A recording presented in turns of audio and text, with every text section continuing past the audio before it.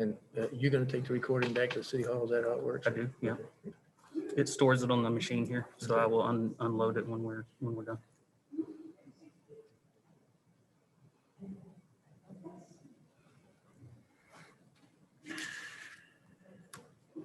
All right, I'm gonna minimize this. You are good to go. Okay. All right, Matt, can you hear me? I can hear you now. Okay, we've got, looks like we got everybody here that we were looking for. The committee is myself, Matt, and Norma. The other council members, you'll be given opportunity at the end to ask questions if you like to, but this meeting during the discussion or discussion debate phase will be myself, Matt, and Norma. You all should have a copy of the agenda. We call this meeting to order at 6:31. The purpose of this meeting is to discuss the refinancing of water revenue bonds. And I went to Gary. Gary went to Baxter, and basically we have 3 questions here that need to be asked and answered. And as I understand it, and Ben, tell me if anything has changed, what we're going to see at the council meeting will simply be a resolution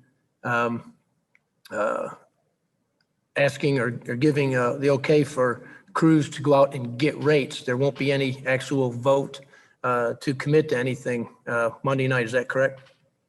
That is correct. There will be no rates presented, no anything like that Monday night. The vote on Monday night is purely to give authorization to go out and get those and bring those back to the city council. The voted on resolution does specifically state that that information will need to be brought back before the council. Okay, so basically the purpose of this meeting tonight is to kick off the question and answer period to make sure that everybody from the beginning anyway has an opportunity to ask questions, understand the whole process here, and also an opportunity to hear from Gary, Baxter, and Tim over at the Cabot Waterworks. So I guess the first thing we'll do is I was given 3 questions here, 3 pertinent questions. The first one was the biggest question is what rate covenant will be required? The ANRC, which Arkansas Natural Resource Commission bonds, have a covenant of 115% of the debt service. We'll need to know what that number is before we can know if Cabot Waterworks would be in a financial position to refinance the bonds. Is it possible that Cabot Waterworks' current rates would not support an increase in that covenant, but that cannot be evaluated until they have additional information? So Gary, you want to talk a little bit to that?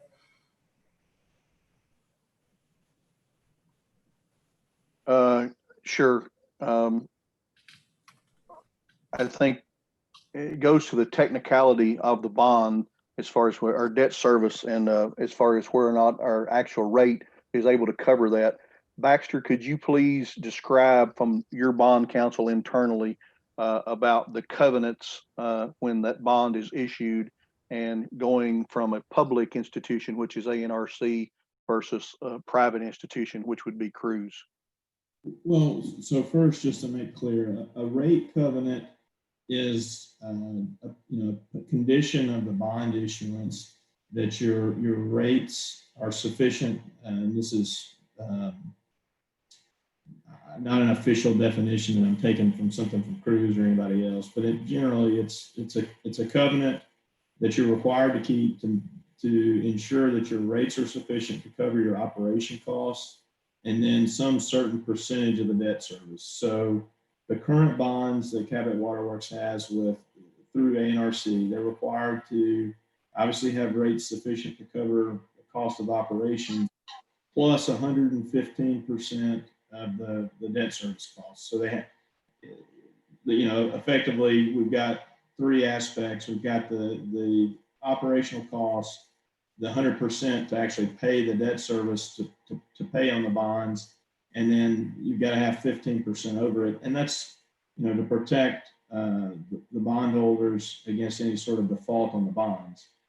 And where this might be an issue, and we don't know, so we can't say for sure, where it might be an issue is ANRC typically provides or has a lower rate covenant than you might expect from another entity. And that can make sense because ANRC is a public facility. And so we commonly see 130% or more from a private entity like Cruise. And so the concern or question is, what is that number going to be? Because Cabot Waterworks couldn't commit to refinancing the bonds if the rate covenant was high enough to where the rates didn't actually support that. So it's just an unknown, something that's not addressed in the Cruise presentation, and an unknown that would have to be ironed out before that you all would want to commit Cabot Waterworks to refinancing the bonds through Cruise.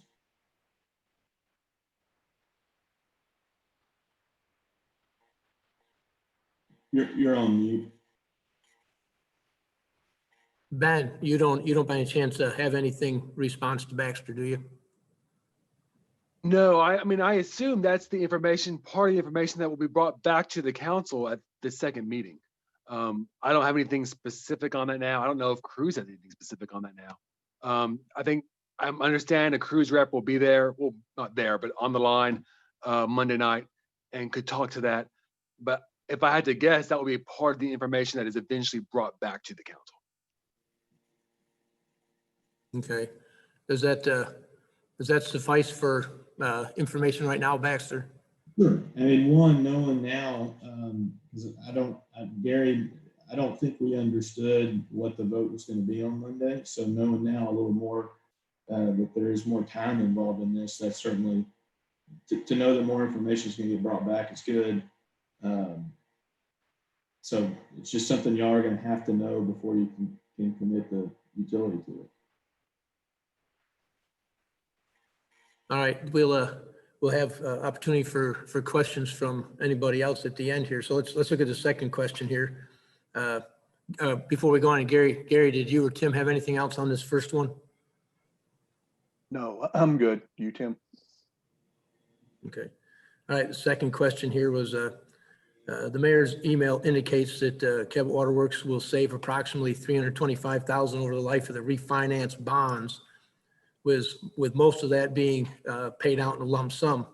How is Cruise proposing that would occur? And is the cost of pulling that money out at the beginning accounted for in the numbers in the proposal? And if not, that could potentially reduce the savings. You went on mute again. Yeah, Gary or Baxter, you want to add anything to that? Not really. Just again, so in our review of the proposal, particularly it's footnote 3 on page 5, it talks about savings being paid out in level increments over the term of the debt, so through 2029.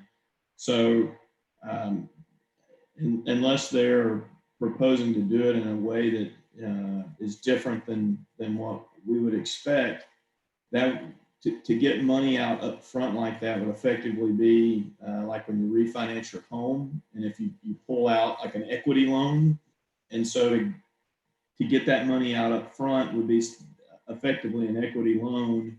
And so the question then is what is that going to cost us? And do we, if we're paying interest, because we're increasing out the life of the debt by 3 years in some cases, so paying interest on taking that money out, does it actually put us in a cost savings position or not? And so if they're proposing something different than what's in the documents in terms of the payout, then again, that's just information you need to know if it's actually worth it to do it. And Ben, you reckon that's going to be part of the information that they'll bring to us Monday night?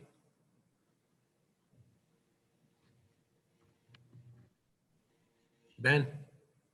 Ben's on mute too. He may not realize it. Sorry, that took me a second. Yes, I would anticipate that will get information that is brought to you. I don't know if it will be on Monday night. I believe the 325 is just an estimate. So you will get, they will certainly be able to speak to that Monday night. You may not get specifics on that until it is brought back to you the second time with more specifics. But I certainly think they'd be able to speak to the concept in general on Monday night, certainly. Absolutely. They're not going to know what the real numbers are until they've shopped this and you get closer to that 90-day time, because it's based on the market. And certainly if you can predict what the market will be in 90 days, go all in, because we may not need the bonds if you can do that. Yeah, no, I think that's absolutely right. I think it's just an estimate. So we'll get more specificity on that in the future. Okay. Gary, Tim, anything else from either one of you? Okay. Matt, Norma, if you guys got any questions so far, any input? No, and as far Monday night's just going to be for us to say, okay, go get us the information. It's not going to cost the city a penny to do that. Is that correct? Yeah, that's how Wastewater rather. right. I just found that out today talking to Ben, that this Monday night is just going to be a resolution saying, go out and get some of this information, then they'll have to bring it back. And my anticipation is that once that information comes back, that this body will meet again before it's voted on. Get Okay. into it. Okay. Matt, you got anything so far? Well, the three questions that you referred to, I guess we've gone over two of the three. Would you please email those questions to us? Because this is the first I've heard any of this.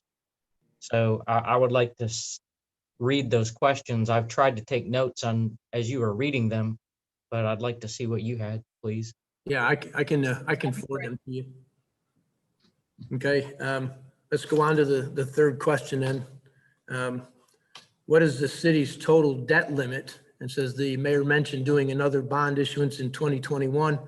Is it possible that this refinance could impact the bond issuance or that bond issuance will limit the city's financing options for future projects? Baxter? Yeah, obviously Mr. Weber and Ms. Norma, I'm sorry, I butcher your last name when I try. That's quite all right. Norman's fine. Yeah, I know y'all. I don't know what emails y'all have seen. The mayor sent an email to Tim and Gary, and that's what was sent to me. So I just reading it, there seemed to be an indication that someone was planning a bond issuance for 2021, and I obviously don't know the details or what that relates to, or if that's. I don't think it's been voted on, so who knows if that'll happen. But our concern the city has credit effectively like anybody else, and so again, another thing for you all to think about was what impact does this have on the city's ability to do financing in the future, and then what is the limit? I've done work for other cities that have hit their debt limit and are not allowed to do any additional debt financing, at least not right now. They don't have a creditor to loan them money. So I have no idea the city of Cabot's finances, and I'm not suggesting anything at all related to that. But certainly there has to be a priority in how you do it, and really just making sure that this fits within y'all's priority. Okay. Ben, you got anything else to say on that? No, sir. I think that's a perfectly valid question, and I think we'll get some more information on that Monday night. All right, Gary, Tim, anything else? Okay. The only one thing I think, Baxter, you need to go back on, there are 3 bond issues here. One of them is the 2001 Mark Lynn bond, which is is paid for by a surcharge on the wastewater bill of the folks that live in the Mark Lynn subdivision. That was done in 2001. Excuse me.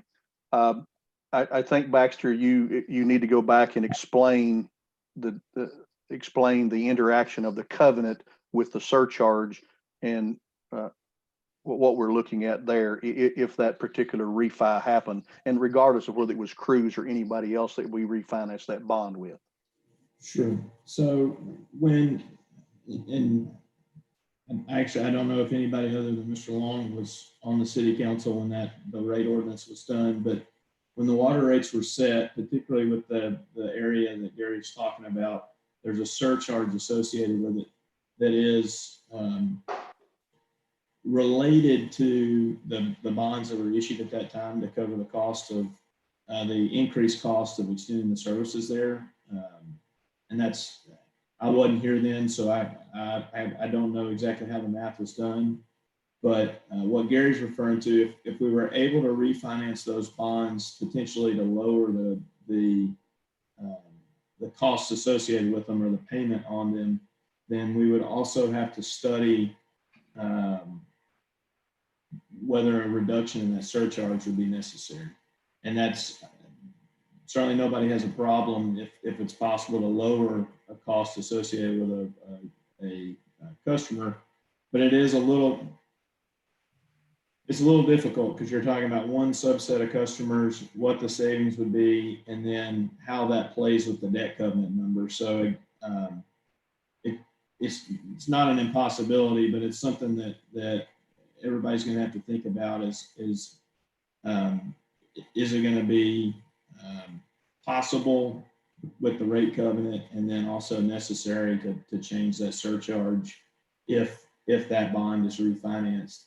And if you look at the numbers in the proposal, and again, I know these aren't final numbers, for that particular bond, some years you save money and some years you don't. So it is a little different on it, but that's what Gary's referring to. It's just the fact that there's a surcharge associated with that bond. Okay, is that what you wanted to hear there, Gary? Yeah, I just wanted it out there on the table that certainly with that one where there's a surcharge, we certainly would need to look at that as a utility, because the right thing to do if we're lowering the rate, if we're getting a rate savings from that, then those folks that are paying on that specific bond, the 2001 one, they certainly would deserve us looking at that. And if it's a lowering that we can do for them, we should do that. That's something that we certainly would need to look at to do. But I just wanted to make everyone aware, and wanted Baxter to explain it, that the covenant, if we financed outside of ANRC, or if we refinance this bond, the covenant, the 115%, may be higher, and our rate may not cover that at that point, if you will, the overage of the covenant, and that may preclude us from reducing the surcharge. So we don't know that yet. We're dealing with variables and unknowns at this point that we don't know. But it is a possibility, so I just wanted it out there. Okay. You can see those numbers. It's on page 8. Excuse me, it's page 8 on the page number, but it's actually page 9 of the PDF. You can kind of see the 2001 numbers. Norma, do you have a question? Yeah, I have a question. I guess Gary or Baxter, I don't know, either one of y'all can answer for me. I guess maybe Gary or Tim. The 2001 bond refers to the wastewater improvements on Mork Lynn, in that area, Mork Lynn, Bradley sewer. Is that where it refers to? Yes, ma'am. It is, okay. Yes, ma'am. So do you know how many people are still paying on that, their surcharge on that? Or because according to the rate increase that we had on that, which ordinance 28 of 2008 tied it to that, they were allowed $21.31 was added to it until January 2027, unless it was paid in advance. And this ordinance gave them permission to pay that all up front or in advance. So how many people in this area do we still have paying that, is what I was asking. Or did some people? I don't have that information here, but Tim, do you? Maybe you do. If not, we can get that. I just, We have it. I don't have it with me. you know. Okay. Yeah, we'll get that for you tomorrow, Norma, and Okay, pass that on to maybe you. something- I don't know that tonight. That's just a question I have when I was reading the ordinance. so. Yeah, sure. And you're bringing up a valid question at this point that I hadn't thought of that one either. That's another new one for us to put down on our list, Baxter. So if I understood that, there are a possibility of some people out who just paid their balance up front, Mhm. which if this is, Yeah. if this refi goes through and rates would be inherently cut, would those people who paid up front be due a refund? Well, they paid it out under the old refund. I mean, kind of like, They wouldn't, if they're not part of the refi, I wouldn't think they would. Their right. surcharge would have been eliminated from their bill if they'd have paid it off paid in full up front. So they wouldn't owe anything anymore, Doug. So I wouldn't think they would be a part of this. Right, Doug, that is what the ordinance says. It says once it's paid off, if they have until January 2027 to pay it off, unless they paid in advance. If they paid in advance, then they reduce back down to the lower rate, is what I read anyway. What ordinance is that, Norma? It is ordinance 27 of 2008. Thank you. Welcome. Gary, Yes, sir. when that was established, there's two issues in Markland. Number one, you got your rate issue, period. Next, you've got your surcharge. There are two separate issues. My question is, will the surcharge, and Baxter, I know we're probably, and Ben, Cruz needs to know this because we need to know the answer to it. Is that surcharge going to be paid off in this refi? Or is it just the bond issue going to be paid off in this refi? It's two separate issues. Now, Norma, in answer to your question, there was one or two that paid for that, wrote a check for it whenever that was put in out there. And Tim, I want to think there's been about 3 or 4 more paid it off since then. There's about a handful out there that are not paying the surcharge, not much more than that. So that's what we're dealing with. But it's two separate issues. The surcharge was for one part of the project. The rate issue for the bonds was for another part of the project. So that needs to be known. I don't know if Cruz is aware of that or not, but that's the way I see it, Baxter. That's the way I'm interpreting that. And I think it's two separate questions need to be answered. So the surcharge is tied to the bond and not. The surcharge goes with the property. So no matter who owns it, that surcharge stays with it. It's a levy on their taxes. And it has to do, it's the same thing as a Briarwood. The surcharge in Briarwood pays for the pumps. Right. That's it. Pays for the pumps out there. It's the same type of deal. But you're asking this old head to go back 20 years and try to remember exactly what that surcharge covered. And I'm sorry, I cannot remember that, but I do know that there was some that paid for it on the front end, and there's been some paid off since then, especially whenever some of that property out there changed hands. Right. It was part of the refinancing for the property and those kinds of things. But Tim, there's not very many of them, as I recall, not very many at all. But it's two distinct, separate issues out there. It's not rolled into one. Now, Ben, that's the way I understand it. The ordinance that Norm is quoting there is the ordinance that said it. It's separate. It's handled in the ordinance separately, or at least the way I read it today, it is two separate things. So That's the way you're right. Is that surcharge part of that going to be paid off in the refi? If it is, then yeah, that brings on more talk. If it's not, then that surcharge still stays out there. So what do we do from there? I don't know. Don't have the answers. and get it off their property. Right. Side of the property. Exactly. All right. That's my little pearls of wisdom.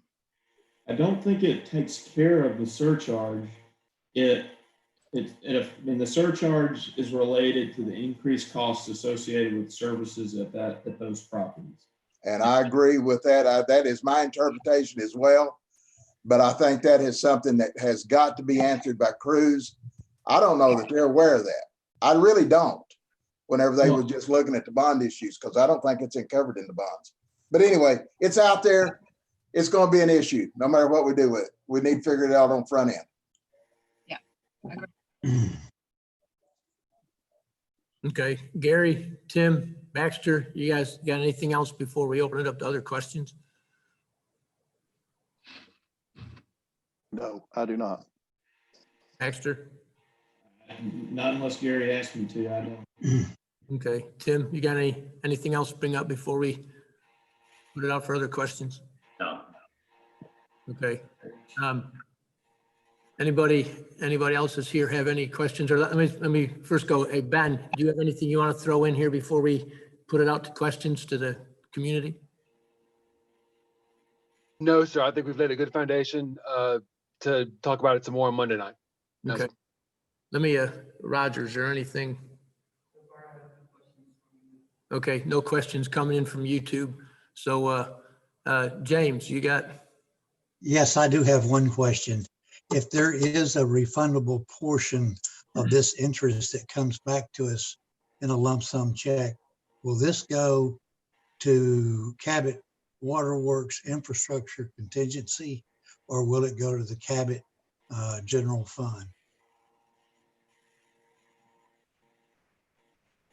I know what I think the answer is, but you've got a city attorney who I think gets first crack, and I suppose we could have a disagreement on that, but I think Mr. Hooper needs to answer that for you. Ben? Oh, yeah, yes. I think that's a very good question, and I frankly don't have an answer for that tonight. I think that's something that ought to be discussed when we're eventually coming back on this thing. But yeah, I will certainly look into it and try and get some sort of support legally, statutorily for what I bring back to you. But that's something I will take a look at, but I don't have an answer for you tonight. Ben, do you mind if I at least say what I think, and you're welcome to check it and tell the other folks if you agree? No, of course not. Go ahead. These are ratepayer funded bonds. And so I believe any savings associated with these bonds would be to the ratepayers, and effectively Cabot Waterworks. The Mark Lynn bonds, those bonds,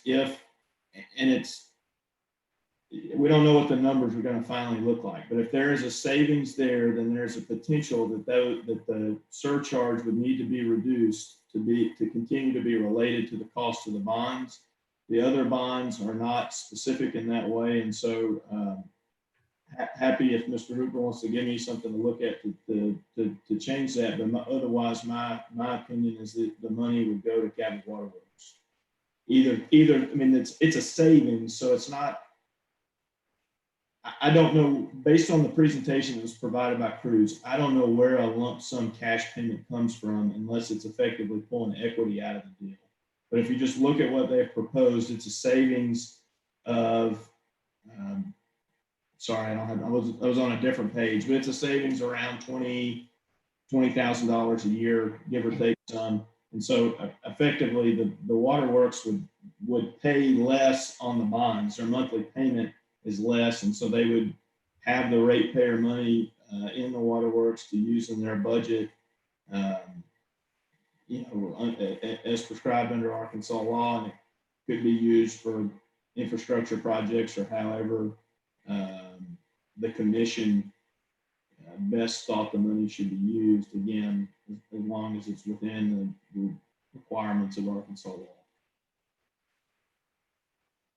Thank you. That pretty well answers my question. My concern was 2 years ago, we elected not to raise rates on sewer. And part of that was unsure of what our contingency holdback, if it met the requirements. If this was a source that could help us meet that, by all means, that would be a good windfall to help us meet that. Yes, sir. I mean, it would, Gary, if you want to speak to, I mean, it would be approximately, as the numbers are on the 30th of July, it would be approximately $20,000 a year to the utility. Yeah, there would be some savings there, James, a little bit, but in the overall scheme of things, it's not going to push the pile. Okay, Yeah. then that answers that question. Yeah. It's a big pile to push. Yes, sir. Only one other thing I will bring to the thing here. We've got, if we view this in a holistic view, I'm talking about the three bonds we're talking about here. The other thing that I think we would be judiciously wrong if we don't do is to look at another source of refining at this point in time too. So we don't have any numbers, but I've asked Tim to go to Arkansas Natural Resources and to see if they're willing to do a refi themselves. And so I don't know where they will or they won't. And so we possibly will have another option, which will be the second option, if you will, cruise being one option as a public or a private entity, and a public option still with ANRC. I don't know that yet. And so if that comes about, we'll certainly pass that information along to all of you. Okay. James, you got anything else, buddy? No, that's it. Answered my question. Okay. Ed? The only thing is with the discussion about the 2001 and the Mark Flynn surcharge is with these other two, the 05 and the 08, are there any other associated issues with those two? No. No. Okay. So just the 2001 is the one really needs to be scrutinized. Yeah, that's the hairy one. Okay. Any other questions, Matt? Good question. Okay. Ed, you still there? You got any questions?